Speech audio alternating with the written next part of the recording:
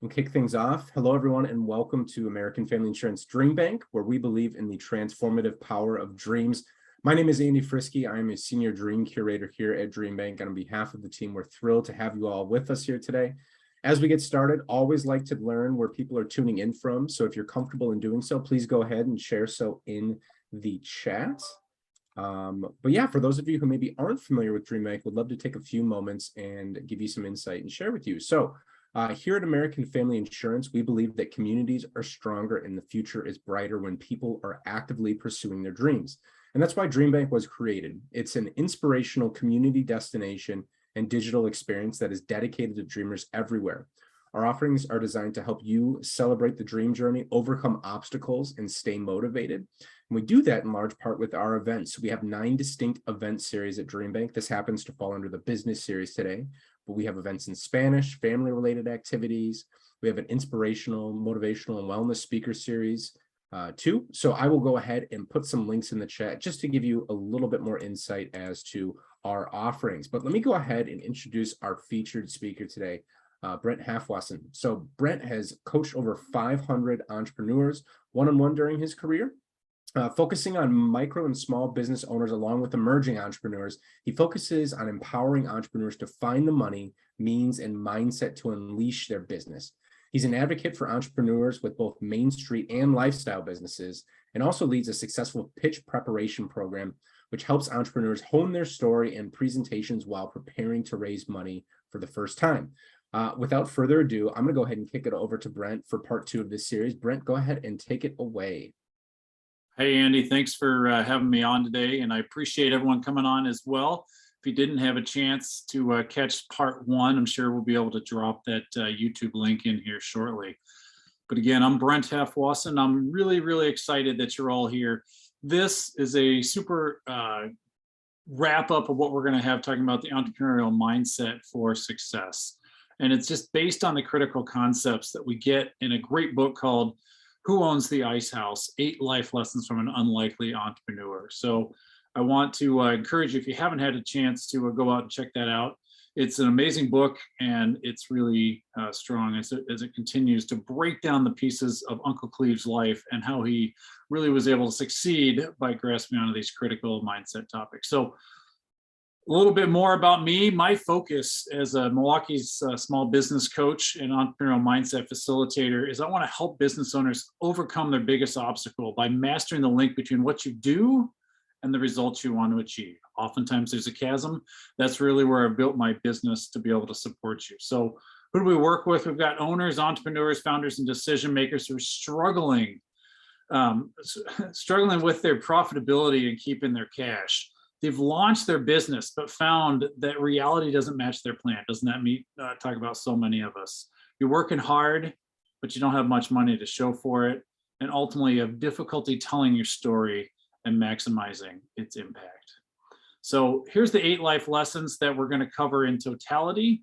I want to say we're only going to talk about 5 through 8 today. We talked about 1 through 4 together. If you haven't had an opportunity to go through those, 1 through 4 is the base for where we're going, but I think you're going to get a ton out of this content that we're going to cover regardless. So without further ado, let's go ahead and start digging in. Let's get our focus where we need to be, though. We have to remember that direction, not intention, ultimately determines our destination, and discipline, not desire, drives outcome. That's a quote from Andy Stanley. So ultimately, we can have all the best intentions and the best hopes and the best dreams about what we want to do when we watch this. I want this to be a program of action for you. So I put together, at the end, you'll see a link for it. I put together a workbook that you can download, and it's got opportunities to continue moving forward, questions to answer, points to ponder, and actions to take. That's my goal. That's about the entrepreneurial mindset. Figure out how to take action and move forward. So do take some notes as we're going through. Drop stuff in the chat that's standing out to you, comments, questions, topics that really make sense to you. And we'll try and stop after each of these points to be able to bring some more value to you and be able to field some of your questions. We're going to go through the chat in order to be able to respect everyone's time and the number of participants we have on. So topic 5, creating wealth. An entrepreneurial mindset is resourceful, leveraging limited resources to achieve our goals. I think probably the number one item that I hear from when entrepreneurs is a challenge around money. Where do I find the money to be able to build my business? And how do we understand wealth? So one of the things I want us to start with is we want to talk about what is the difference between wealth perceived and ultimately how we want to define wealth, I think, to be a successful entrepreneur. So a lot of folks really like projecting their signs of wealth. They've got a nice car, they're wearing nice clothes, they have accoutrements, they make sure everything is very well manicured. There's a perception of being wealthy, but that's not the same thing as having wealth. Having wealth is very different. And one of the challenges that we have is that if we get caught up in sort of that claptrap of, I have to appear successful in order to be successful, and ultimately I need to buy a lot of things to come across as wealthy, that can end up getting us behind. Versus when we look at wealth from an entrepreneurial mindset standpoint, we're looking at not only the money that we have, but how do we use it in order to further where we go? We want to look at our wealth of experiences. Honestly, our experiences and our life background can bring us unique opportunities that others can't match, no matter how much education or training that they have. That's an amazing piece of wealth that we have. And then the final one is really the connections that we've made in life, the people that we know, and the folks that we can rely on. That's a huge part. When I first started, got my first job, I had bought a used car. And that used car, I think I was paying somewhere around 200 and change a month for that car. All my coworkers, when I came in, everyone was driving like Lexus and other vehicles. And I'm like, I don't know, maybe we got a different offer package than I did. Well, a few conversations came in, found out a lot of them were on lease. And when the lease term came up, people had driven like 50,000 miles, way over, and they end up having to cash out pretty substantially in addition to living on credit card. That is not the path that we're looking at here for entrepreneurs. We got to figure out how to work effectively. And that leads us to spending versus investing. There's a lot of challenges when we look at our business. Where do I spend the money? How do I put it in so it's going to be effective? And I want to challenge the mindset of spending versus investing. I want you to look at any money you spend in order to make your business better, more sustainable, and more profitable as an investment rather than spending. That's not how your accountant's going to look at it. They're going to classify those things differently, and that's fine. We're not talking about accounting here. What we're talking about is mindset. Am I willing to take the actions to invest in myself? That might mean bringing on a virtual assistant. That might mean outsourcing part of your what you do so that you can focus on being amazing in the area where you're really strong and can succeed. I want you to think about investing instead of spending, because if we look at it and say, oh, that's $50 an hour, that's not worth it. Well, what if you can go out and you can make $200 an hour doing your product or service? Well, isn't it worth investing that $50 in order to free up time for yourself? Conversely, we do need to look at some things that we're spending on to make sure we understand where our money is going and the places where it's not really a quality investment in our time and energy in advancing our business. We talked a little bit about the credit trap. The credit trap is really deciding that I need to buy stuff now and I'm willing to finance it in order to have it work. What we want to do is start focusing on how can we utilize the credit we have. Maybe it's a loan. I know there are a lot of pandemic loan opportunities that were out there. It could be credit cards. It could be things like Kiva loans that are amazing. If you haven't accessed those, look those up, Kiva, Kiva loans. The credit trap is when we continue to utilize the credit that we have in order to spend versus invest. We want to use the credit that we do have to be able to buy those pieces that are going to make our business better and to be able to return that credit back to zero so that we can then continue to grow and amplify our business. So an entrepreneur's approach is viewing everything is living under the resources that you possibly could. So while I could have lived in a little bit better place, I chose to get a place that was a little closer to the college budget that I afforded when I first started working here in Milwaukee. While I could get a bigger house, I'm going to choose to live below my means so that I have extra resources that I can plow into my business. One of the resources I put out and it's available on my website is 5 ways to keep your cash. And they're common ways that we end up bleeding cash out just through, there are a bunch of little things, but it ends up being a death by 1,000 cuts. And so as an entrepreneur, we need to decide to take total control of our spending, both personally and professionally, and understand how am I going to leverage those as a resource in order to be able to move forward. And finally, we talked a little bit in that entrepreneur's approach, we talked about how do we look at our experiences as opportunities and how do we look at our networks and resources of people we know in terms of opportunities. That's another piece. We don't limit our understanding of wealth to just cash and dollars in the bank, but we recognize that our network is our net worth, and that our experiences in life have primed us for just the purpose that we have right now to be able to succeed. So I want to take a moment here and pause and ask if anyone has any questions or comments or some ideas are standing out. I see a couple of links dropped in the chat while you're typing there. And one is be able to go out and get part 1 of the talk that we did last week. So you can go ahead and copy that down. Please don't watch it now. Let us finish our 45 minutes together. And then Susie, I appreciate you dropping the information about the 5 ways to keep your cash and how to find that.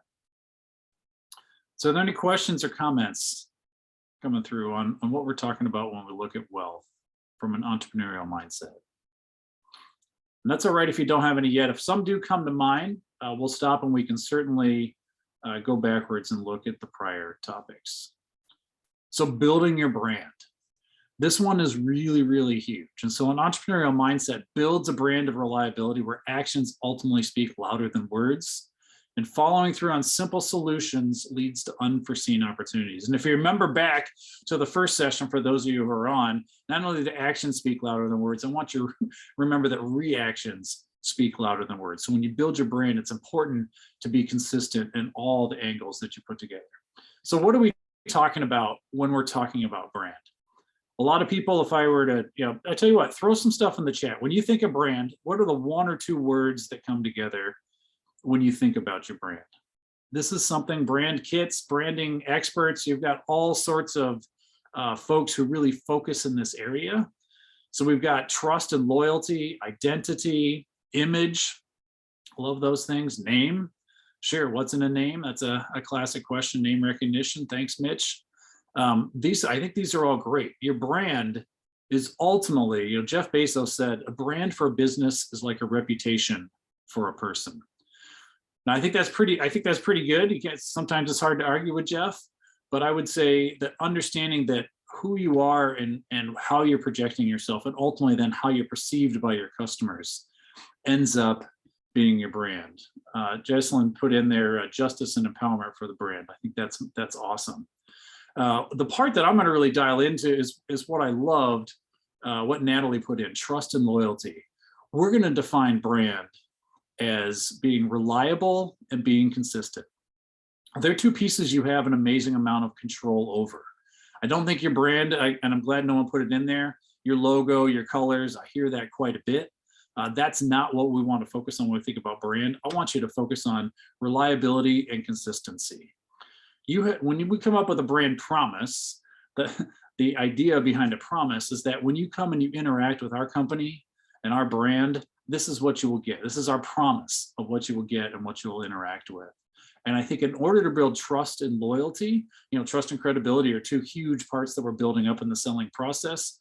We need to have consistency. We need to have reliability. Ultimately, it's about doing what you'll say you'll do in the time frame in which you said you're going to do it. That may sound simple, but I suspect if you would look at most poor reviews that you see for a company, whether it's on their website or maybe on one of the online shopping forums, you're going to find that when people give a poor review, it's more often that they didn't get what they expected or didn't get what they felt like they were promised to, or maybe people didn't get back to them in a timely fashion. So for us, when we're communicating our brand and when we're working hard to make sure that people understand us the way we are, by being consistent in terms of coming every day with the regular schedule or every week to let people know what we're doing, and then to follow through on where we're at. If part of your job is a professional services, really, this is super important.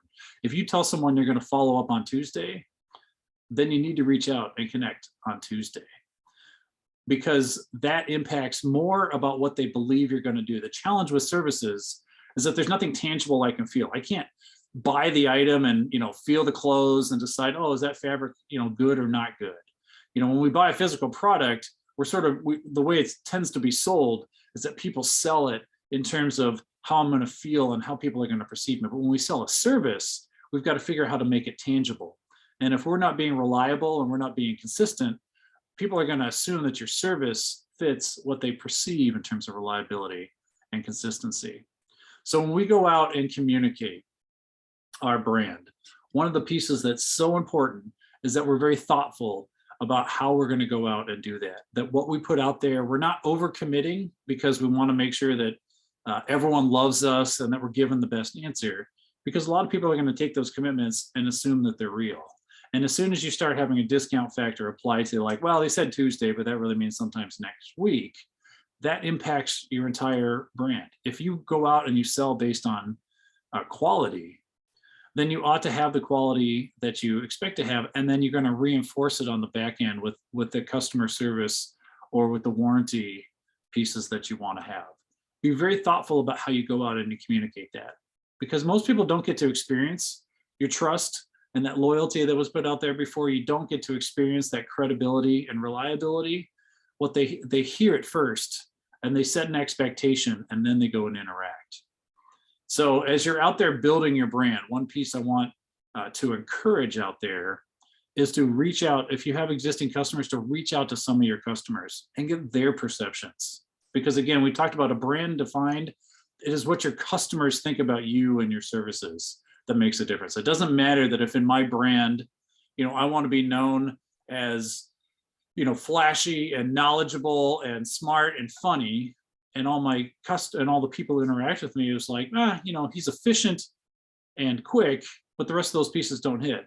It doesn't mean that they're wrong, but sometimes your customers have keyed into a part of your brand that maybe you're not even aware of. And so you can decide to change it, although changing expectations is hard. And sometimes you can decide to embrace it if something that really wants to fit you. So building our brand is an iterative process. And if there's anything that you've come across in either of the sessions that we're out here, you have to get out and you have to interact with your customers. If you have existing customers, ask them, what do you think of when you think of Milwaukee Small Business Coach and Halfwassen Associates? What do you think of when you think of American Family DreamBank? That feedback is super essential in order to figure out where you're going. And the last one is confidence. We're all working this out. We're all trying to figure out how to make this happen. Brands aren't built overnight. They can crumble overnight with some pretty epic failures, but you have the opportunity to continue rebuilding it and regrowing it. And so have the confidence to go out there, set those few targets. Don't worry about building a giant brand kit right off the bat. Focus on the reliability and the credibility. And I think you're going to end up building a core upon which you can build some of the other pieces that are essential, but they're not necessarily at the core. Looking at some of the comments here in the chat really quickly, Susie commented, I think it's overwhelming if you want to go after funding sources, loans, grants, etc. First, how do you know if and when you're ready? And second, how much time should you spend on searching for the right fit? So we're going back to the prior topic on creating wealth. I think you're ready when you have truly mastered what your own cost profile looks like and your revenue profile looks like. Let's see, probably about 10% of the folks who come to me say, hey, Brent, I think I'm ready for money. And in my mind, 100% of the time I'll say, no, you're not, but we're going to chat and we're going to find out where it is. So you have to have a good understanding of your finances. But to me, the more piece that's even more instrumental is you have to understand your story. What story you're going to tell concisely. And I'm not talking about 30-page business plans. Anyone who's worked with me knows I'm not a fan of the business plan. I got to be absolutely honest, because it was a tool built in the 80s in the academic setting where you get rewarded for writing a lot and someone likes to mark up your grammar and your spelling. What I want is a concise plan of what you're going to do, what problem are you going to solve, what customers are you going to get to, how does it really meet their needs, and what's your unique and amazing advantage and benefit that you're going to provide that others aren't already providing that today. Because funders want to hear the same story. Most bankers that I talk to, when I say, hey, would you really love to read this 20 or 30-page business plan? They would say, absolutely not.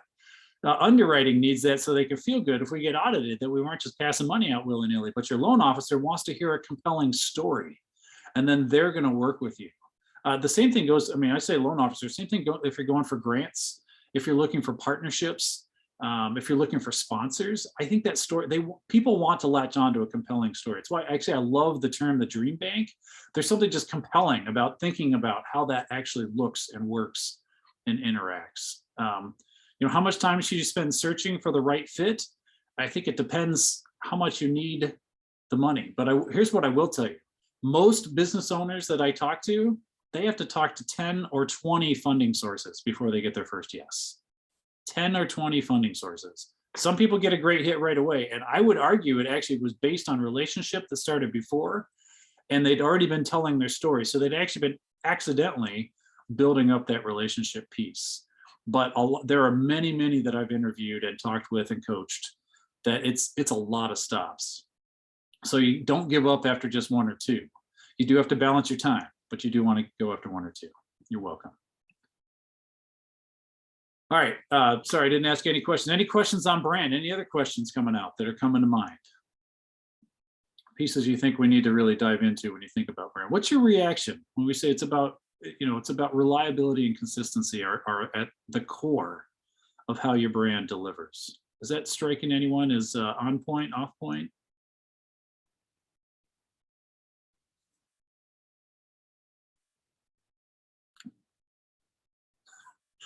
Mitch says, I think you're right, but it's scary. I completely agree, because who among us hasn't made a mistake? We made a promise, and then all of a sudden you look at your calendar and you're like, oh, why didn't I look at my calendar before I told him Tuesday? Tuesday's completely jammed up. I'm supposed to be on DreamBank at noon. How can I possibly meet with that? So, and again, I'm not saying those are the only pieces that are out there, but I think they're so core because they affect our trust and credibility. You have to build trust and credibility for someone to be able to buy you. We don't generally buy from people we don't trust. Even the con men have to figure out how to like lower our guard and get us in the ether so that we somehow trust them. And credibility is doing what you said over time. If you don't have those two pieces, it is really difficult to build the rest of a focus around. All right, creating community. I think the last topic is actually the most powerful of everything we have, but I think creating community is the piece that gets most overlooked. When you look at the set of resources and assets that you have as an entrepreneur, our community seems to always fall off the list. I have never seen anyone naturally put that in their list without a little nudge or prompting. So an entrepreneurial mindset understands the power of creating an intentional network. If you had this printed out, I would tell you to underline the word intentional, of experienced entrepreneurs who can provide critical guidance and support. It's an intentional network. That's one of the pieces I want to say. So when we look at community, it's not people that we happen to run into by chance. It's not necessarily our neighbors. It's not necessarily people we went to school with, although that's not necessarily bad because you probably helped build those up. But it's folks that you're intentionally focused on. Who is doing the things that I want to do and doing them really well? Go get to meet those people. If you want to start a restaurant business, what better place to learn how to run a restaurant and what type of challenges people have in the restaurant industry than meeting other restaurateurs? Hint, they don't have to be running 1,000 chain restaurant in order for you to learn from them. They really just need to be in business for like a year or two if you're just getting started. Because, and a lot of times I think that's more helpful because they remember very acutely, oh yeah, that first 6 months, let me tell you about the things we ran into that no one told me was going to happen.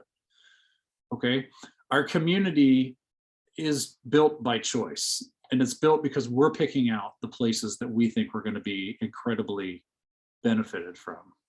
And I think so the value of our network is that you're going to gain access to information. We talked about learning in one of the previous, the pursuit of knowledge in step 4. One of the values of building a network is just that informal system of learning. I'm going to learn from Susie, who's going to learn from Heather, who might learn from Sarah. And we've got this network here built around us that's going to make it really strong. And the value is that I can bounce ideas off of. I can run into people who've had that experience before, who understand entrepreneurship. And so instead of just saying, hey, you should give up on that idea and go find, quote, a real job, what instead you want people to do is say, hey, I know this is tough. I know this is hard. Let me give you some feedback. Let me connect you with someone else who might be able to help with you. And it may sound like, one thing I want to pause on, it may sound like, Brent, if I go out and talk to this restaurateur, there's no way they're going to want to talk to me.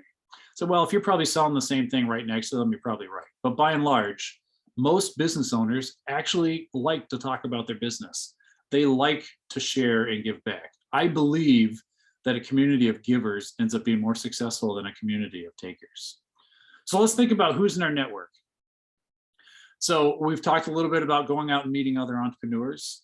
I would say you're already on here in the DreamBank. You get the opportunity now. If you take the time, I want to encourage everyone, drop your name, drop the name of your business, And if you want some contact information or a website, I would drop that in here.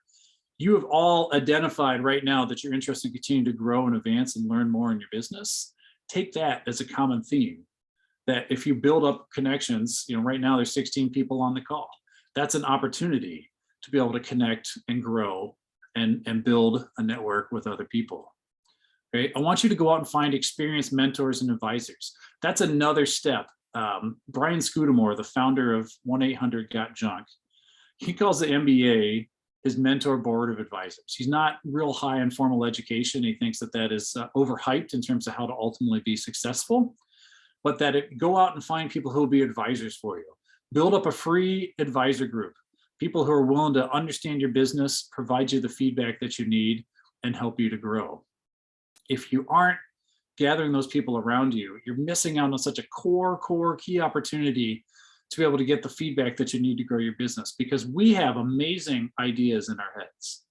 We are bound, though, by a concept called emotional entanglement. Because I came up with the idea, or because it's a skill or an expertise that I think I'm great at, I have difficulty seeing the feedback that I need internally. I need other people to say, well, Brent, I know you wanted to go down that road of doing X, Y, and Z, but I really, I got to tell you, when I see you at work, the place where I see you most passionate is over here. Have you thought about dedicating your energy over there? Or someone told me when I was working on a variety of items I thought were going to be successful for your business, one question they asked was, which one of these topics is going to generate you revenue in the next 30, 60 days?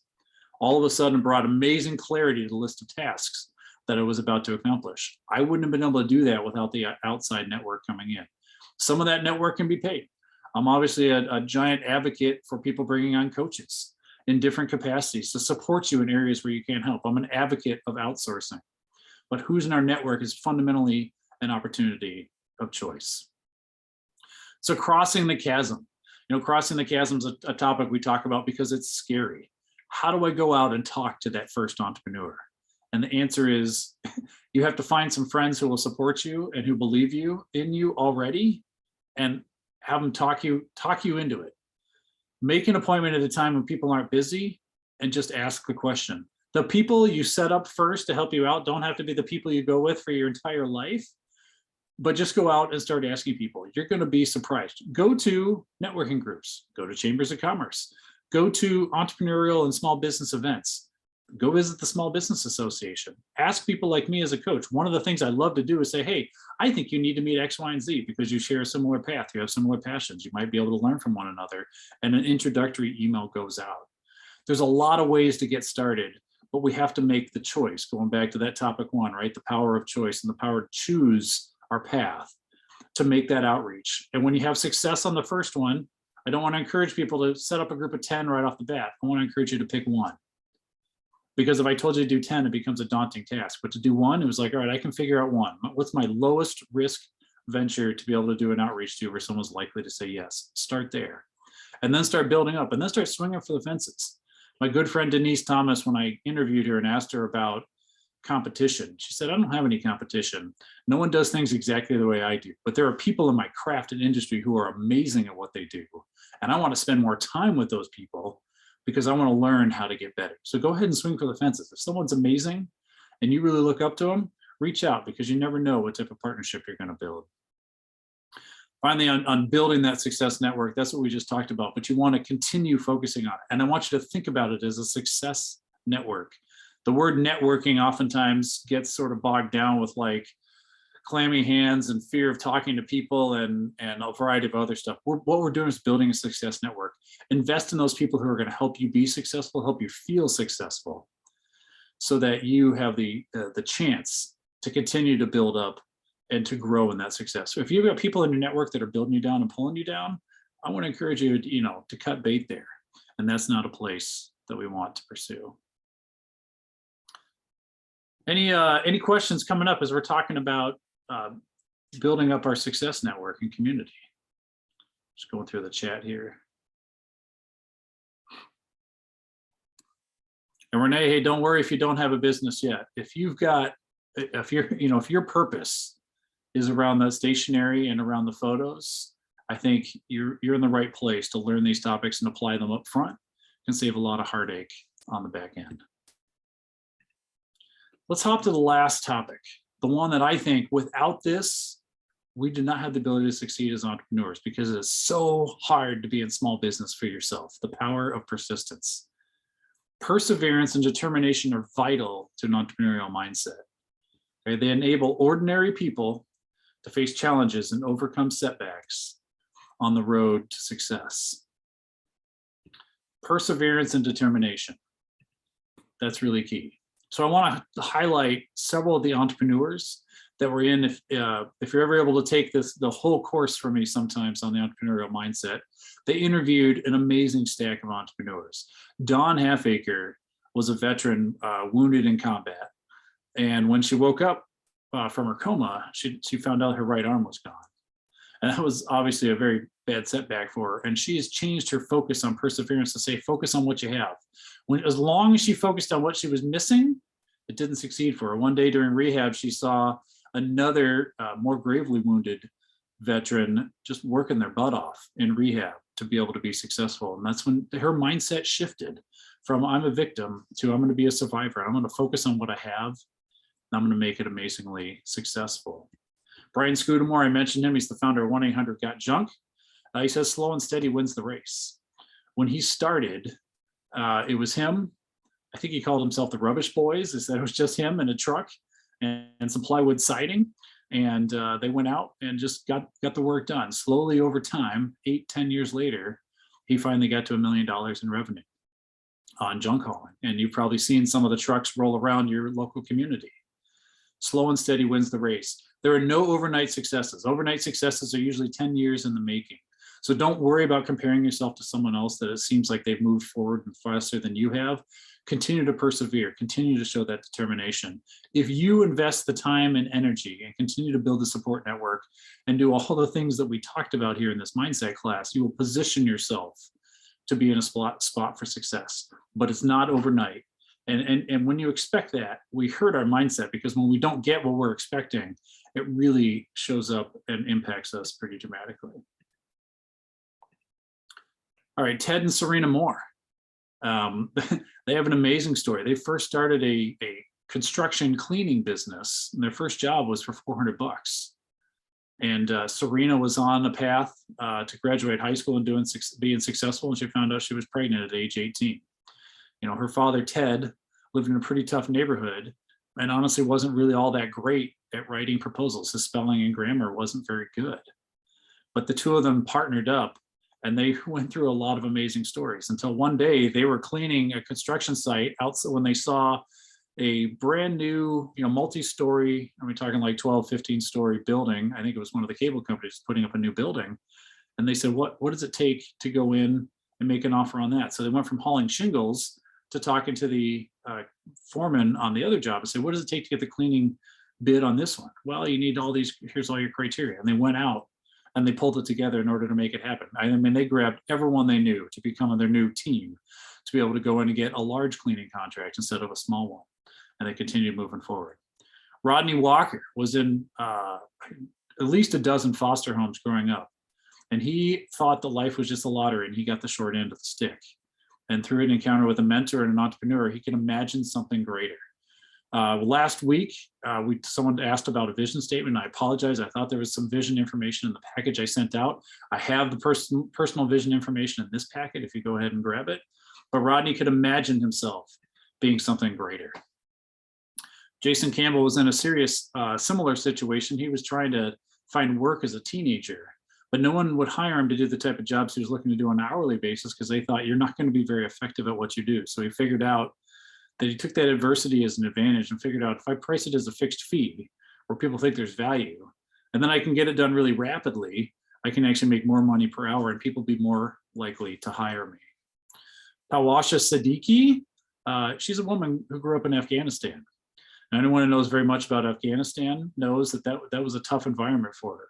And nothing in life is easy, as she determined, but her family chose to live on basically potatoes and water for an extended period of time so that they could save money so that she could ultimately come over to the United States. She lived 5 years, the family lived 5 years in a refugee camp. She was out getting a job as a woman, which was almost unheard of at the time in Afghanistan. but she was able to persevere, and her focus is nothing in life is easy. And if we expect it to be easy, again, that's where we end up being let down. Ryan Blair, again, but he said he was a poor kid with poor beliefs. He was taught not that he could be successful, but to not screw up so that you don't end up being something terrible. And when his mom got remarried, the gentleman that she got remarried to challenged his beliefs to say you can actually be successful and do what you want. So when we have poor beliefs in our head, we're not going to do it. We're not going to be successful. We're not surrounding ourselves with people who are going to help us believe we're successful. That's really going to hold us back. So in order to persevere, we've got to reverse those beliefs. And finally, David Petit is a Native American man who felt he was being pigeonholed a little bit until one day he saw something happen in an ATM that he didn't really like. And he actually then created solutions at ATMs to make them safer to use and more reliable from a customer safety standpoint to be able to interact with them. And ultimately, he created the outcome because he saw an opportunity. And he just believes you have to create your own reality. A lot of times we're told that this can't happen, it's never been done before, no one does it this way. But as an entrepreneur, we see an opportunity. And we're going to decide to push through some of the noise and some of the complaints and some of the status quo because we're going to fulfill an amazing opportunity on the back end. That's what I've got. We'll pause there for a second. I'd love to get some, if anyone has any additional questions, thoughts, or feedback that they want to provide on any of the topics this week. And if you're on last week and you had some questions that came on, I'd be happy to field some of those as well. Hey, Brent, I've gotten a few questions that have come into me personally asking about the recording of this event.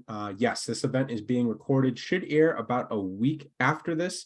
I will go ahead and put the first session's link in the comment section as well for those of you who would like to go back and reference it. If you missed anything or if you missed the event in general and like to watch it from the beginning as well. So awesome, Andy, really appreciate that. There's a comment here in the chat that I want to say can relate to many of these people. My father would always say that, don't screw up.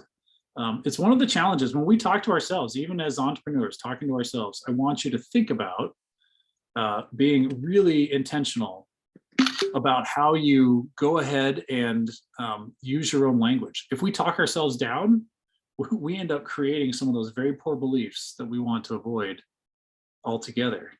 So, and if you're around people who do that, I want to encourage you, you get to choose, when we're back to the power of choice, you get to choose who's in your network. You don't have to hang out with people who are bringing you down. Even honestly, if they're family members, a lot of times family members are the worst critics that we have when we interact with this. So I really appreciate that. Well, I did say that at the end of this, we're going to have an opportunity to get the, it says the core mindset, it's the advanced mindset handbook. So go to bit.ly/advanced mindset, and you can go ahead and download that handbook. It's got, I don't know, we probably got a dozen pages of really good information. Here's the challenge though. If you download that, my challenge to you is don't just look at it, read it, and put it to the side.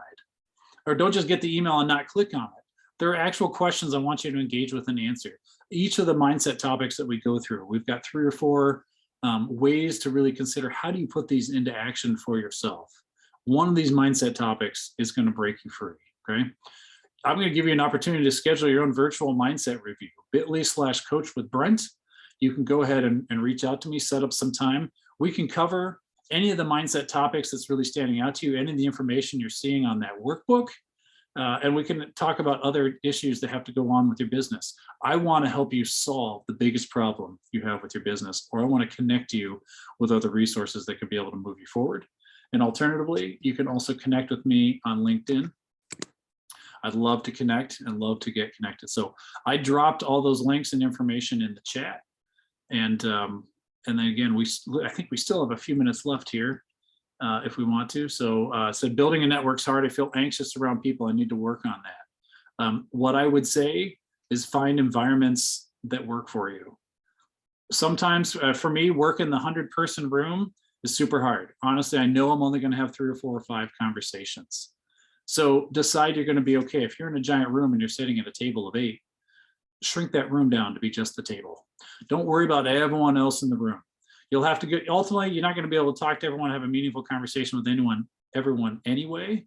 The person who comes out with a giant stack of business cards didn't actually build relationships. They just went around playing business card bingo. I think what you want to do is turn around and focus your energy on who's right in front of me. That's honestly the space where you can influence the most span of control. And by knowing who you are, what you're going to serve, and what business you want to drive, is going to give you the opportunity to open up conversations, because 6 out of those 8 people sitting at the table are just as anxious about being in that group as you are. And by being the first one to speak, you're dropping the barrier down and giving them an opportunity to interact where they didn't have to be the initiator. So I think if you rehearse some of those pieces and narrow the scope, you'll find you'll come out with some really amazing outcomes. And don't worry about, I didn't get to meet everyone in the room. No one does. No one actually builds those relationships. You cannot build trust and credibility with 100 people at a 2-hour event.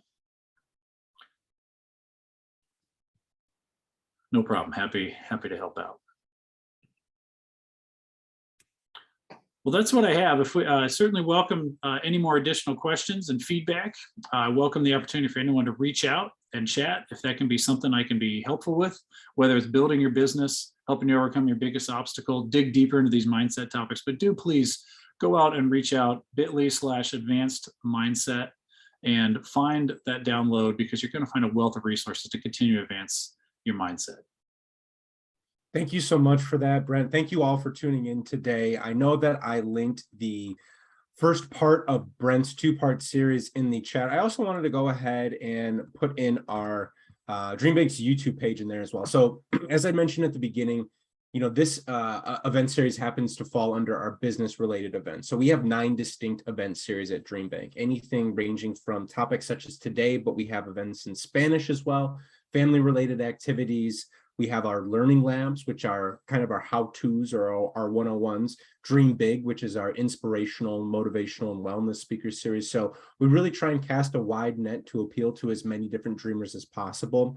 Our YouTube page is a great, concise consolidation of everything that we have basically put out since the end of March of 2020. So go ahead and check that out if you're interested in learning about more business events or any of the other event series that we have to offer.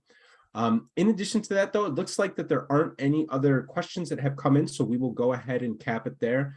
Brent, thank you so much for putting together this series, such a wealth of information. Thank you all for taking time out of your day to join us here. We will see you all next time. Take care.